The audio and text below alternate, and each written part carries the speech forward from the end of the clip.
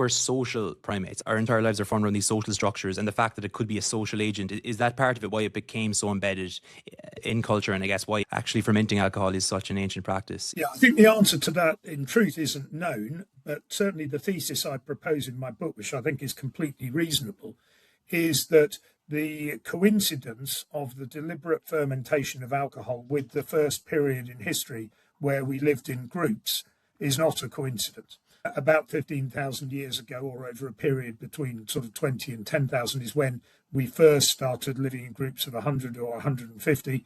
It coincides with modern agricultural practice in terms of looking after sheep and growing crops.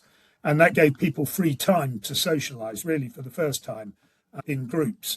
And one can suppose that that was actually quite difficult back then for some people, as it was for me in the modern day.